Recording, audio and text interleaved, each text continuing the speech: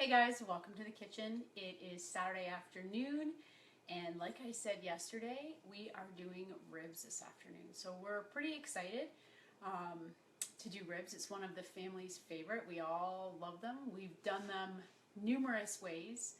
The slow cooker, the barbecue, the oven, a combination of the oven and the barbecue. You always try to figure out the best way to get those ribs so they just fall off the bone. Right? That's the goal always, is to have them fall right off the bone. When they do that, they're the juiciest and the most moist, and they're the messiest, but you enjoy them the most at that point. So I have 2 racks of ribs here. I have a plethora of ingredients over here, which I'll give you a lowdown in a second. We're going to use sauce today on the ribs. A lot of people can choose dry rubs. The difference between a dry rub and a sauce, a lot of times when you're using a sauce in an oven, whether it's on chicken or on beef or on whatever, the sauce has a lot of sugar in it, and the sugar can burn easily. So if you're cooking at a higher temperature, the sauce will tend to burn, and that's what you don't want to happen. Sometimes when you barbecue chicken, right, the skin gets really, really charred, and that's this barbecue sauce, the sugar in the barbecue sauce that's burning. So a dry rub will often prevent that. There's no sugar in it to burn, and it really just gets the seasoning right into the food that you've got. We're going to use a sauce today because we can, and because of our temperature in the oven. We're going to cook these in the oven for 2 hours at 300 degrees, which is fairly low. They're going to be tented with tin foil so the sauce won't have the chance to burn. We're going to make the sauce today, but you can always choose your favorite sauce if you don't have the time to make it. It's a Saturday afternoon. We happen to have the time today, so I'm going to make it with you. But a couple of our favorites are the basic Diana's chicken and rib sauce. We use that one all the time. And I know a lot of friends that love that Sweet Baby Ray's. So if you don't have the time to whip up the sauce, which is completely understandable, go ahead, grab your favorite sauce, grab your favorite rub, throw it on there, and then send them in the oven. Once you get these ribs in the oven, they sit there for about 2 hours. So you've got time to do all kinds of other things before you have to actually really come back and finish off the meal. So we're going to prep that today. So what I did was I just went online, pulled off a recipe. One of the guys that I usually like to follow is Michael Smith, so I pulled up his barbecue rib sauce recipe. We're going to modify it slightly based on what happens in our house and the ingredients that I have and don't have based on the sauce. So let's get started. First thing it calls for is a full can of tomato paste. So I'm just going to start pouring all this stuff right into the bowls there. I can see comments coming across, but I can't read them, so my eyes are turning 40. I'm going to scoop that right out of there and throw that all in there. Get rid of the can. Done. 1 cup of orange juice. So I've got my little measure-all cup here. My orange juice. Always pour over the container so that when it spills, it at least spills right into the mixing bowl. There's our 1 cup of orange juice. 1 cup of brown sugar. I could use the same tool, but it's already wet and it'll cause a mess. So I have a 1/4 cup tool here. I'm just going to use it quickly 4 times. 2,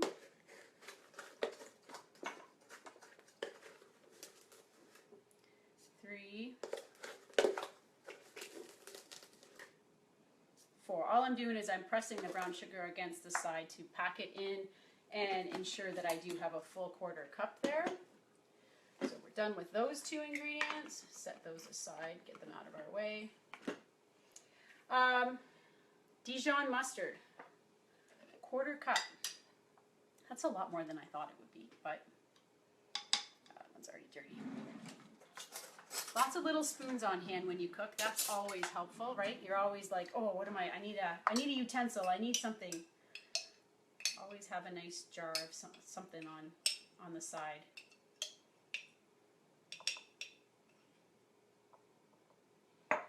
So there's our 1/4 cup of Dijon mustard.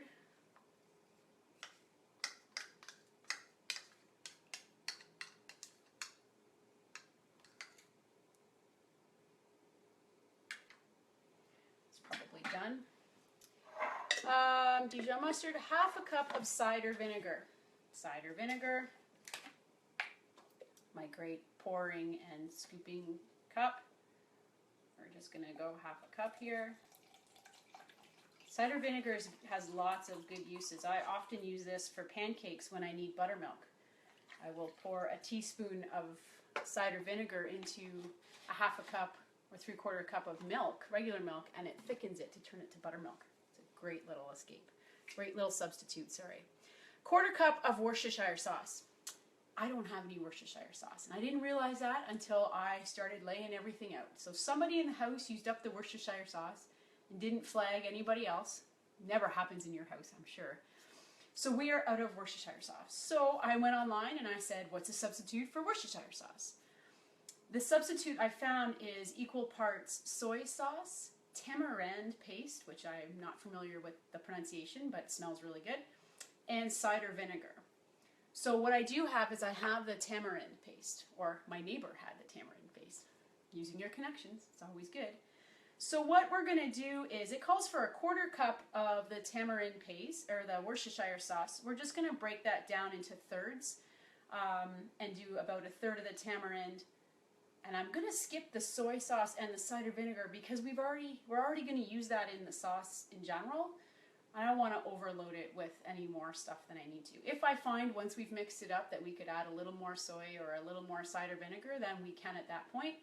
But there's no point in adding additional ingredients that are already in there. The flavors are already going to be there. So 1/3 of a 1/4 cup is less than 1/8 of a cup. How's that for math? So we are going to eyeball it. It smells really, really good. You should have a whiff of it. This stuff is awesome. So there's my approximation. Very scientific as usual. I don't think with a barbecue sauce you can really go wrong, so I'm not really worried about it at all. We're just gonna wing it, or ribbit, ribbit. Now we have to do the 1/4 cup of soy sauce because we hadn't done that yet. Where did my little measurement go? So this tool is pretty handy for anything that is liquid that's going all into the same recipe because you don't care if they mix, right? It's all going in. You just keep pouring and pouring. The last ingredient is a 1/4 cup of chili powder, which I don't have anyway, but I wouldn't put the whole 1/4 cup in because I have kids and they are sensitive to spicy things. So basically, I'm just going to give this a healthy shake of chili powder so that the flavor gets in there. We don't get a lot of the spice, okay? Again, do what you want. My husband, Ryan, when he eats the ribs, he will pour on the Frank's Red Hot or whatever. He puts spice onto absolutely everything I make because he loves the spice. The rest of us, we don't really care for it. So he has to add every time. Numbers rule. So all I'm going to do here now is we got everything in here. I'm just going to mix this up. Should have used my larger measuring bowl. Try not to make such a mess.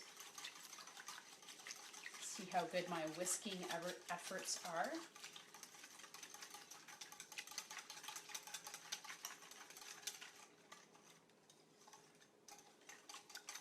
And that's pretty much the color of it. I don't know if you can see that clearly. It's like it looks like a rib sauce, if you will.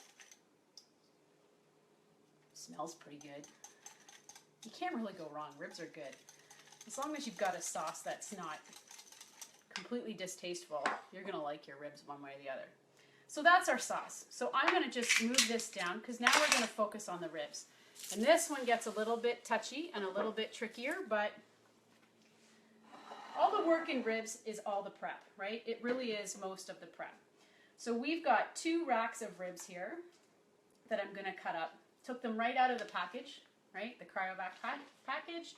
Laid them on here.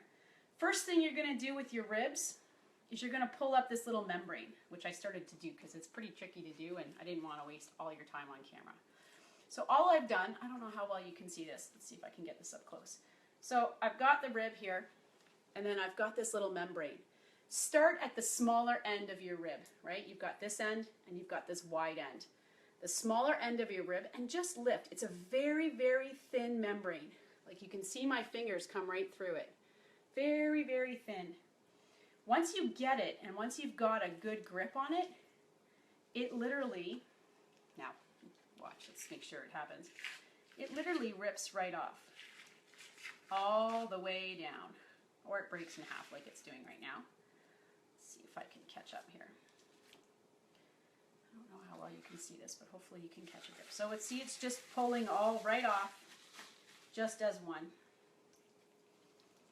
And then once you get to the end, it's usually a little bit trickier to pull it right there. But and then you just discard that piece. So now you've got the membrane ripped off of your ribs. I did the other one ahead of time, just for time-saving purposes on camera. And then all I'm going to do is I'm going to break these ribs up into threes. Just cut them at the 3 mark, just so they can sit in the pan. I am using a stoneware pan, of course. Did you expect anything else from me? It's always stoneware. This is the shallow baking dish. It has edges on the sides. You can use a deep dish like a lasagna pan.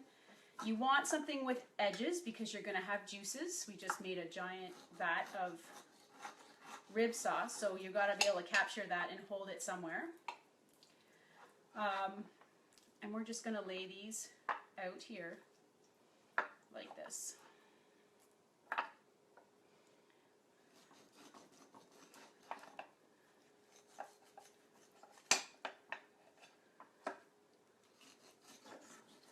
The best part of the ribs cooking for 2 hours is the scent your house stays in. Like the smell that just permeates through the whole house is awesome. Awesome, awesome. Oh, that's an extra. Look at that. Lots of meat on the top of that one. That one's pretty cool. It's a good one. So now what we're going to do is we're just going to lay them out evenly to the best of our ability, you know. Give them... The more even you make any of your food, the better it cooks, because now it's cooking evenly. A lot of times when you buy a tenderloin or a chicken or something that's in a strip, one end is way thicker than the other, and then that one end that's small ends up getting dried out, and who wants to deal with the dried out end? Ugh, it's kind of gross. So the more even you can find your food, the better. That's one thing, a tip for the grocery store. When buying things like a roast or a tenderloin, try to find the one that has the most even distribution throughout the whole unit. Okay, sorry for all the noise. Got to wash your hands because it's kind of gross to deal with all that stuff. So we're almost done, basically. We have, we're going to turn the oven on, which I didn't do. We'll get there. I'm going to just take this sauce now, and I'm going to literally just pour it over top. I may not get to use all of it depending on how much my pan actually fills up. We'll just have to play that by ear. But if you have like a lasagna pan and you do this, guaranteed you'll get all of your sauce in there. But you can always save this if you know you're going to eat ribs once again anytime soon. It's actually working out pretty good. Some of it's going to dry, cook off as you're in the oven. So I got the whole thing in there. As always, I'm going to add a little salt and pepper, right?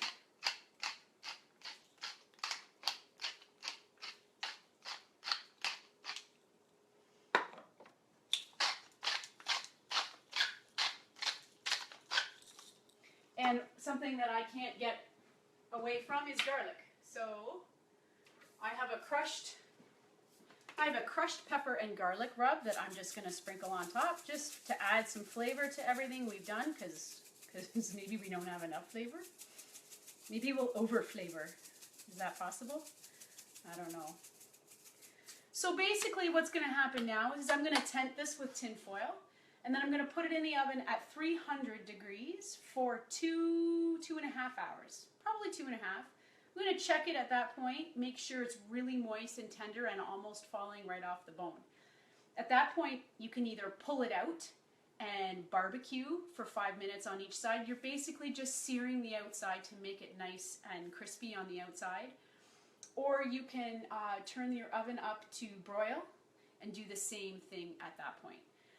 Whichever works best for you, but it's really just a finishing at that point. Your ribs are completely cooked.